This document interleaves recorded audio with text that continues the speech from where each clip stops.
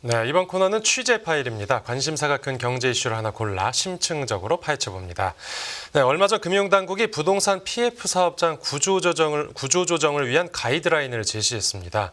이 사업성 평가를 강화해서 정상 사업장은 지원을 강화하고 이 부실 사업장은 조속히 정리하는 내용이 담겼는데요. 당국의 속내와 이번 대책에 대한 업계 평가, 정책금융부 정원 기자와 함께 자세히 알아보겠습니다. 네, 어서 오십시오. 안녕하십니까.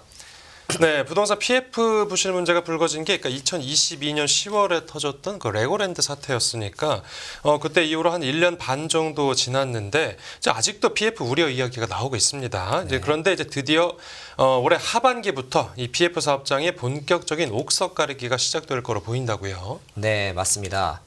정부가 드디어 부동산 PF 사업성 평가 기준의 개선 버전을 내놨습니다. 네네. 레고랜드 사태 이후에 PF가 국내 금융시장의 뇌관으로 부상했던 것들은 다들 아실 텐데요. 지난 1년 6개월여간 나왔던 대책들은 주로 어떤 연착륙만 도모하는 데 초점을 좀 맞췄었다고 보시면 될 것 같습니다. 하지만 이번에 톤이 조금 달라졌습니다. 예. 사업성 평가를 좀 강화해서 버티기만 하고 있었던 좀비 사업장을 과감하게 퇴출시키겠다는 게 정부의 메시지입니다. 네. 이와 함께 회생이 가능한 사업장에는 유동성이 풍부한 어떤 은행이나 보험권 같은 것들을 동원해서 자금을 투입하겠다는 얘기고요. 그러니까 적자 생존, 그러니까 이 부실한 사업들은 시장 원리에 맡겨서 과감하게 도태시켜버리겠다 이렇게 들리는데 이번 PF 사업 평가 기준이 그 전과 비교하면 좀 어떤 점이 달라진 겁니까? 일단 뭐 좀 디테일한 것들이 좀 많은데요. 네. 일단 기존의 PF 사업성 평가는 본 PF 중심의 평가 기준을 적용했었습니다. 그런데 이번에는 브릿지론과 본 PF를 나누기로 한 것이 가장 큰 변화고요. 예. 브릿지론은 PF 사업의 첫 단계의 격인데요. 토지 매입 같은 것에 필요한 자금 대출이라고 보시면 될 것 같습니다. 네네. 하지만 이 부분에 대해서는 지금까지 구체적인 평가 지표가 따로 없었습니다. 미분양 리스크 같은 것들로 본 PF로 넘어가지 못하는 것들 많아 또 따로 관리가 필요한데 네네. 이런 것에 대한 따로 부실을 측정할 기준이 없었다는 얘기입니다. 예. 그래서 이번에 브릿지론을 특정해서 따로 관리하기로 한 겁니다. 좀 구체적으로 말씀을 드리면 예컨대 이런 겁니다. 네. 앞으로는 PF 사업장의 진행 단계별로 핵심 요인들을 구체화해서 반영하게 되는데요. 네.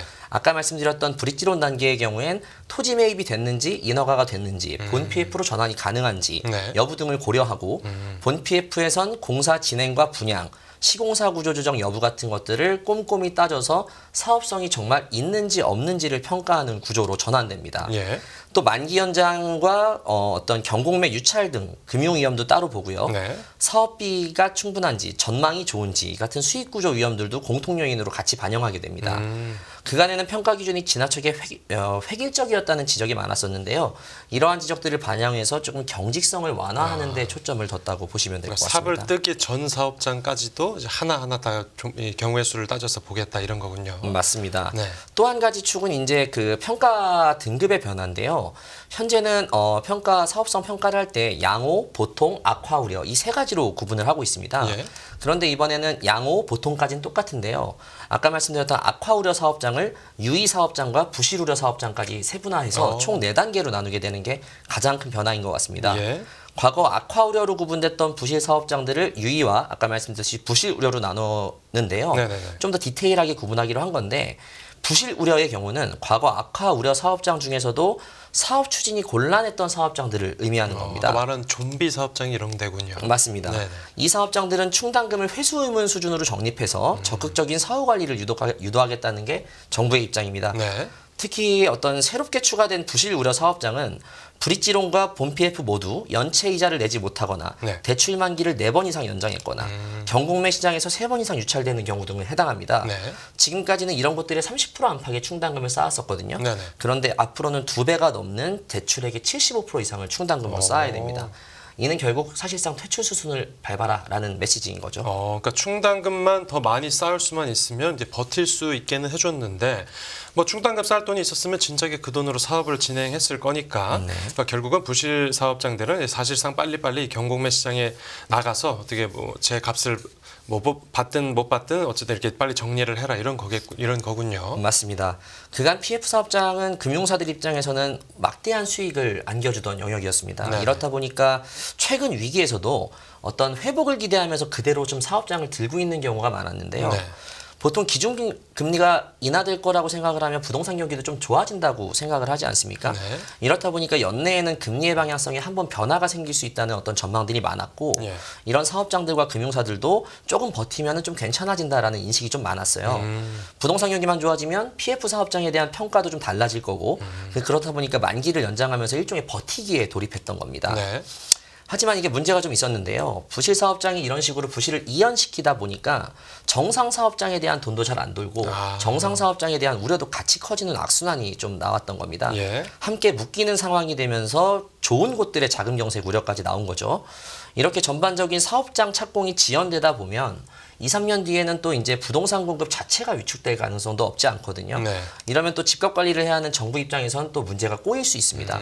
그래서 이런 불확실성을 사전에 해소해야 한다는 인식이 좀 많았고 네. 예측 가능성을 높여서 속도 있게 PF 구조 조정을 나서겠다고 정부도 밝힌 겁니다. 네. 그런데 그 구조조정 대상으로 분류된 PF 사업 규모가 이제 올해 초까지만 해도 130조 원 안팎이었는데 네, 맞습니다. 이번 발표 내용에서는 이게 230조 원으로 늘었습니다. 거의 한 2배 가까이 늘었는데 이거 왜 그런 겁니까? 이것도 중요한 포인트 중에 하나인데요. 네네. 그동안 금융당국은 PF 대출 잔액이 작년 말 기준으로 한 136조 원 정도 된다고 얘기를 해왔어요. 네. 그런데 이번 대책에서는 범위가 한 100조 정도 늘었거든요. 규모가 100조 정도 늘었는데요. 여기에는 부동산 PF 대출 외에도 위험 특성이 비슷한 대출들을 함께 묶었기 때문에 이런 결과가 나온 겁니다. 예컨대 토지담보대출이나 채무보증 약정 같은 것들도 사업성 평가 대상에 이번에 포함을 시켰거든요. 예. 또 그리고 행안부의 관리 감독을 받고 있는 새마을금고까지 포함했습니다. 새마을금고는 뭐 여러 차례 문제가 됐지 않았습니까? 예. 또 과거에도 PF 대출 잔액 조사를 해보면 담당 금융사들이 이건 PF 대출이 아닌데 왜 취합을 해야 됩니까? 라는 어떤 볼멘 소리들이 많았었는데 네네. 정부에서는 어떻게 위험을 한꺼번에 관리하기 위해서 이런 것들을 다 끄집어낸 겁니다. 이번에. 그러니까 정부 입장에서는 사실상 굉장히 용기를 낸 시도였다고 보고 있습니다. 예. 당국이 추정한 구조조정 대상은 지금 말씀드린 한 230조 원에서 한 5에서 10% 정도가 될 것으로 보입니다. 반대로 말씀을 드리면 90에서 95% 정도는 정상 사업장이고 나머지가 조금 조정이 필요하다는 얘기인데요. 지금 말씀드린 그 5에서 10%가 그 전체 사업장 수 대비 5에서 10%인지 금액 대비 5에서 10%인지는 정확히 밝히진 않았습니다만 예. 일단 규모를 놓고 보면 한 23조 원 정도가 구조조정 대상인 것으로 보이고요. 예. 금융당국은 이 가운데서는 한 2, 3% 정도가 경공매 시장에 나올 수 있다고 얘기했거든요. 그러면 금액 기준으로 따지면 한 7조 원 정도 되는 규모가 나올 것으로 보입니다. 그러니까 한마디로 조금이라도 위험한 사업은 이제 싹 정리를 해버리겠다 뭐 이런 것 같은데 네. 그런데 이렇게 많은 물량이 경공매 시장에 한 번에 풀리면 뭐 이걸 다 사줄 곳이 있습니까? 역시 또 금융권이 구원투수로 좀 등장을 하게 되는데요. 예. 뭐 은행권의 경우 연간 20조 원 이상의 순이익을 거두고 있어서 뭐 위기 때마다 소환되는 걸로 좀 많이 알고 계시잖아요. 네. 또 최근엔 호황인 보험사들도 여기에 좀 참전하게 됐습니다. 은행과 보험사 10곳이 힘을 합쳐서 최대 5조 원 규모의 공동대출, 그러니까 신디케이트론을 조성하기로 합의했습니다. 네. 신디케이트론은 어떤 한도 내에서 자금 수요가 생길 때마다 돈을 출자하는 캐피탈콜 형태로 운영될 예정인데요. 네. 일단 당장 다음 달부터 1조 원 정도로 시작하면서 상황에 따라 실탄을 추가로 넣겠다는 게 어떤 금융당국의 계획입니다. 네네.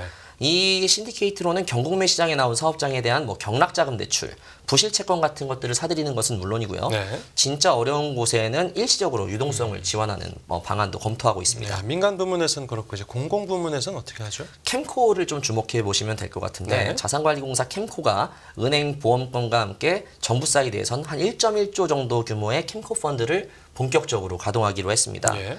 캠코 펀드는 지난해 말 정도에 민간 운용사 5곳과 캠코가 합쳐서 PF 정상화 지원을 위해 만든 펀드였거든요. 예. 근데 이게 사실 아까도 말씀드렸듯이 버티기를 하는 그런 사업장들이 워낙 많아서 가격 이견을 조율하지 못하는 바람에 사실 활용도가 거의 없었습니다. 그런데 이번에는 이러한 상황을 좀 타개하기 위해서 우선 매수권을 도입하기로 한 게 가장 큰 변화인데요. 네. PF 채권을 매도한 금융사에 향후 채권 처분 시 재매입할 수 있는 기회를 주는 구조로 가게 됩니다. 네. 이렇다 보면 나중에 사업장 가격이 오를 것으로 보고 가격을 낮추지 않는 경우가 많았는데 이 제도가 좀 적용되면 아무래도 좀 그 거래의 물꼬가 트일 수 있다고 판단한 거죠. 네네. 캠코 그러니까 자산관리공사 같은 경우에는 이제 공공기관이니까 그렇다고 쳐도 이제 은행이나 보험사 같은 경우에는 좀 적극적으로 자금을 투입하게 만들려면 어떤 유인책 같은 게 있어야 하지 않겠습니까? 네, 인센티브도 당연히 뭐 준비가 됐습니다. 일단 부실 사업장에 지원된 신규 자금에 대한 건전성 기준을 낮추는 것이 시작인데요. 네. 부실 사업장에 돈을 내면 사실 그 여신은 좀 요주의 같은 것들로 취급이 되거든요. 네. 그러니까 금융사 입장에서는 이걸 넣었을 때 부담이 큰 건데요. 이거를 이렇게 되면 타이트하게 지원할 수도 밖에 없고 지원 한도도 줄게 되는데 네. 이번에는 이거를 한시적으로 정상으로 분류할 수 있게 길을 열어줬습니다. 아. 또 지원을 요청한 상황에서 금융당국에서 뭐 당연하게 이렇게 해줄 수밖에 없었겠죠. 네. 또 PF 사업장이나 신디케이트론 지원으로 손실이 발생할 경우에는 담당 임직원이 문책을 당할 수도 있잖아요. 네. 근데 이런 것에 대한 면책 조항도 따로 넣어주기로 했습니다. 네. 금융사들을 또 보면 각 업권마다 굉장히 다양한 어떤 자본 관리 비율들을 갖고 있는데요. 네. 예컨대 뭐 신용공여 한도 규제나 뭐 대출 취급 기준, 유동성 관리 기준 등 다양한 규제의 적용을 받고 있습니다. 근데 이런 것들도 모두 완화됩니다. 오. 결국 5조 원 가량을 통 크게 지원하기로 한 만큼 네. 금융사들의 운신의 폭은 최대한 넓혀주겠다는 게 금융당국의 입장인 셈입니다. 네, 그래도 그 동원당하는 입장에서 이제 금융회사들 내부적으로 좀 술렁이고 있을 것 같은데, 그러니까 인센티브가 있다고 하더라도 이 부실 사업장을 억지로 떠안게 되면 이제 대규모 손실을 입게 되고요. 또 금융회사가 직접 돈을 대준 사업종 중에서도 부실 사업으로 분류돼서 정리되는 사업들도 꽤 있을 텐데 지금 내부 분위기는 어떻습니까? 그러니까 일단 뭐 저축은행과 증권사, 캐피탈 같이 뭐 브릿지론이나 토담대 같은 고위험 PF 비중이 높은 곳들은 네. 당분간은 아마 추가로 손실 인식이 좀 불가피할 것으로 보고 있습니다. 네. 저축은행의 경우에도 작년 연간 기준으로 적자를 냈는데요. 네. 올해도 흑자 전환은 사실 어려워 보입니다. 이렇다 보니까 저축은행 업계에는 향후 증자가 필요한 상황이 반드시 올 거라고 다들 보고 있고요. 네. 은행과 보험사의 경우에는 조금 억울할 수도 있습니다. 매번 위기 때마다 좀 흑자를 내고 있다는 이유만으로 좀 지원을 요청하는데 이런 것에 대한 팔비틀기에 대한 비판도 이번에도 어김없이 사실 있습니다. 그렇겠죠. 예, 정부가 또 그간 연착륙만 외치다가 적기를 놓쳤다는 비판도 함께 나오고 있는데요. 네. PF 리스크 얘기가 나온 지는 사실 1년 6개월이 넘었는데 연체율이 조금 악화하는 상황에서도 만기 연장 등으로 부실을 키운 면이 있다는 겁니다. 네, 뭐 이제라도 나와서 다행인 측면도 있을 것 같은데, 네. 근데 이러다가 정작 구원 투수로 나선 이 금융회사들 건전성이 부실해질 우려도 있을 것 같은데 정부 쪽에서는 좀 어떤 입장입니까? 일단 정부에서는 이번에 뭐 그 발표를 하면서 이번 조치로 금융사와 건설사에 미치는 영향은 제한적일 것이다라는 입장을 냈습니다. 예. 은행보험사의 경우에는 전체 PF 여신 규모는 좀 큽니다만 네. 대부분 대형 본 PF 사업, 그러니까 사업성이 양호한 것에 집중이 돼 있고요. 예. 저축은행이 아까 말씀드렸던 대로 좀 문제인데요. 네. 다만 중소금융권의 자본 비율이 일단 나쁘지가 않습니다. 지금 상황에서는. 그리고 그간 이런 상황에 대비해서 금융당국에서 선제적으로 충당금을 좀 쌓으라고 하면서 손실 흡수 능력도 좀 꾸준히 확대해 놨던 점도 도움이 될 거라고 보고 있습니다. 이 금융사들은 그런데 이 시공에 참여하기로 했던 건설사들도 이제 갑자기 하던 사업이 좀 정리되면 손실을 보는 거 아닙니까? 맞습니다. 건설사가 우려되는 대목이 바로 그 지점인데요. 네. 공사가 진행 중인 본 PF의 경우에 공사 중단을 하게 되면 네. 건설사가 채무를 인수해야 되는 부분이 있습니다. 하지만 이 또한 사업성 부족 사업장은 대부분 브릿지론 토담대 사업장일 것으로 예상돼서 건설사의 부담도 크지 않을 거라는 게 일단 금융당국의 평가고요. 네. 구조조정 적기를 놓쳤다는 비판 또한 당국은 동의하지 않는 분위기입니다. 사실 레고랜드 사태 때 구조조정이 착수했다면 시장 상황이 굉장히 어수선했지 않습니까? 예. 그러면 시장을 좀 더 침체시키는 결과를 가져올 수 있었다는 우려도 좀 있었고요. 아. 그러니 연착륙의 방점을 찍으면서 충당금을 늘리라는 주문을 지속했던 거고 네. 최근에는 어느 정도 매크로 환경이 좀 개선된 데다가 태형건설 사태도 사실 봉합이 어느 정도 끝났거든요. 그러면서 이번에 한번 속도를 내야 될 시점이 왔다라고 판단한 것 같습니다. 어쨌든 정부의 목표는 이제 속도감 있는 PF 사업장 구조조정으로 전환이 된 겁니다. 네.